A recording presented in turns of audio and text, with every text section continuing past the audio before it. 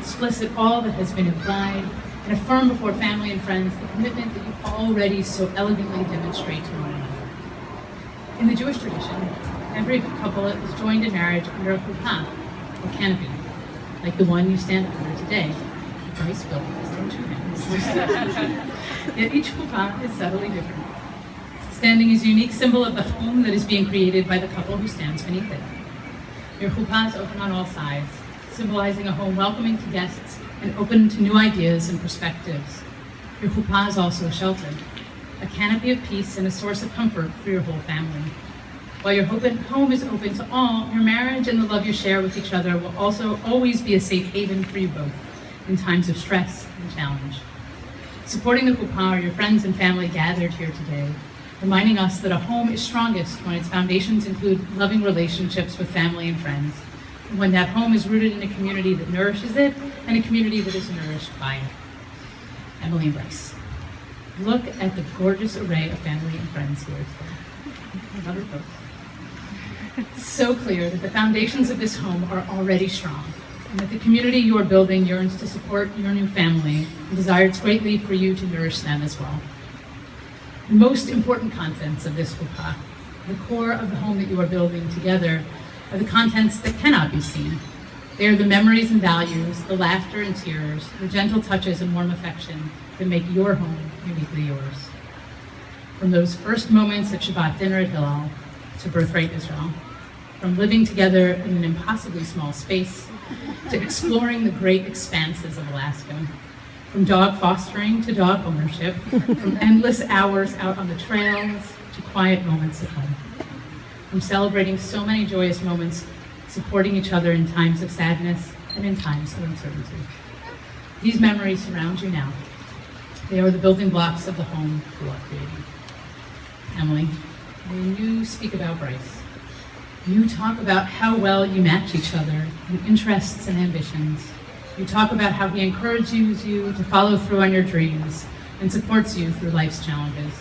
You talk about how you fall more deeply in love with every passing day and can't wait for the next phases of life to unfold with even more fun, friendship, laughter, and more.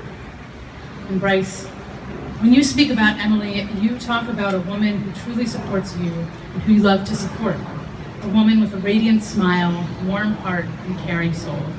You say you can't wait to spend the rest of your life with your best friend and the love of your life. The medieval Jewish poet-philosopher Yehuda Halevi once wrote, "When I go forth to find you, I find you seeking me." Emily and Bryce, in so many ways your relationship embodies the sentiments of these lines. Watching you together, even in those early years, it is and was always clear that your orientation is towards mutual support and encouragement, and that even when you are apart, growing as individuals and leaning into your personal hobbies, friendships, and careers, your hearts are still always inclined towards each other. And you're also a couple who has learned a lot about navigating challenges, and yet through it all, through the stress and soul searching about careers and futures, there you were for each other. No matter what came, your compasses were deeply and completely set towards one another. And as a result, the foundations of this marriage are incredibly strong and filled with mutual support, trust, and love. So as we continue the rituals of this wedding ceremony, take a moment to pause and remember those first moments when you went out to find each other, and all of the moments from then until now. See yourselves hiking in the Wissahickon, traveling for one of Emily's races, or visiting Bryce's family in the Pacific Northwest. Remember the simple pleasures of sitting on the couch with the dogs or cooking for each other. Experience again the birth of the love which has brought you to this moment. May the love you share always have the power to make the world around you ever more vibrant, radiant, and full of possibilities for the future. Blessing accompanies consecrated couples to the wedding canopy. Blessed is the one who sanctifies the people of Israel through these marriage rites. As you share this wine, so may you share all things from this day on with love and understanding. May life's joys be heightened, its bitterness sweetened, and each of its moments hallowed.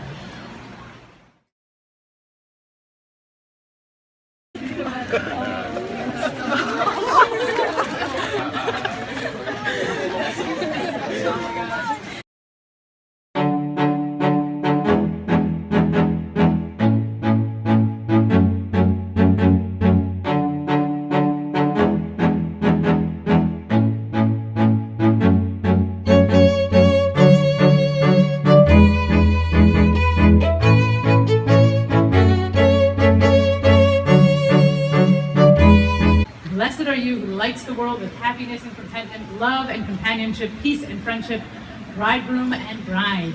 Let the mountains of Israel dance, let the gates of Jerusalem ring with the sounds of joy, song, merriment, and delight. The voice of the groom and the voice of the bride, the happy shouts of their friends and companions. We bless you, God, who brings bride and groom together to rejoice in each other.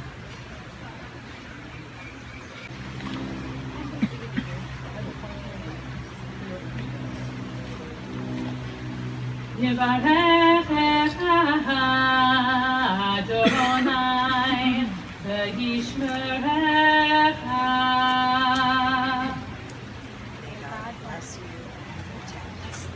Ya'er Adonai panav elecha v'yichunecha.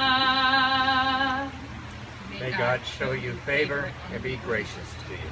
Yisa Adonai panav elecha v'yasem lecha shalom.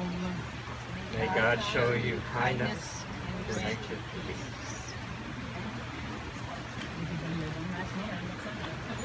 Since both of you have acted out of love and affection, acting in accordance with these rites and ceremonies of the Jewish tradition, we have one final step to take to seal your marriage. There are many explanations to the Jewish custom of breaking a glass as the final act of the wedding ceremony. One interpretation is that breaking the glass reminds us that even in this time of celebration, the world is still in need of healing and justice.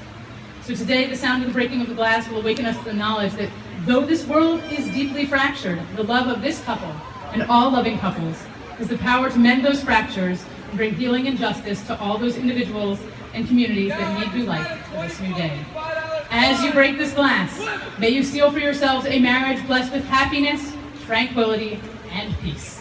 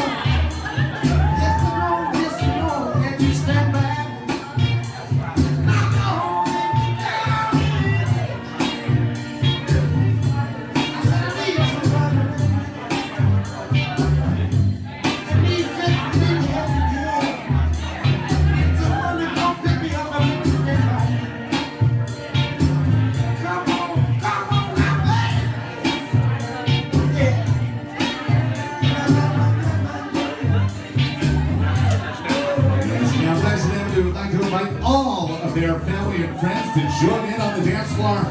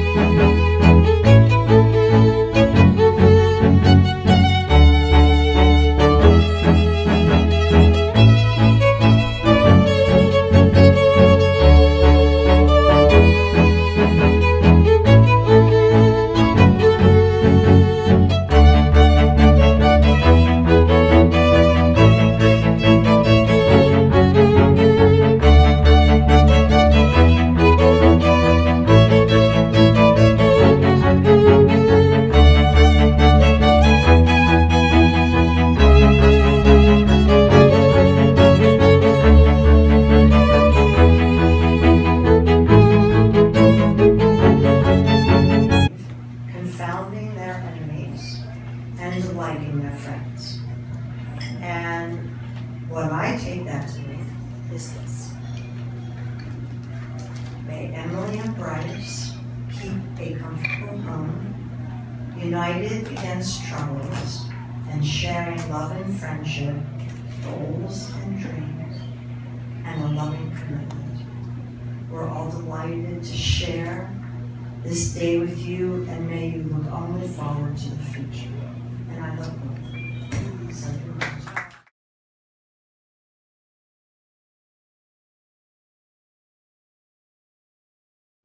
and thank you all for being here.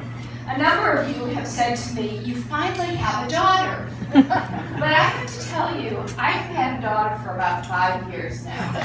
Because from the time Bryce brought Emily home, she was my daughter. And not that Jill isn't a perfectly wonderful mother, but I've had surrogate mothers along the line, and Emily just walked in and became part of the family. And so it's always nice, you know, as an attorney, you always like to see the deal inked. So we're relieved the deal is inked, but it's been there in heart and spirit, and we love the two of you, and you make a wonderful couple. We love the people that you are, and together you buttress and support each other's strengths and help deal with the things that you need a little help with. So we love you both. We're delighted to be here. We're delighted to be the merger.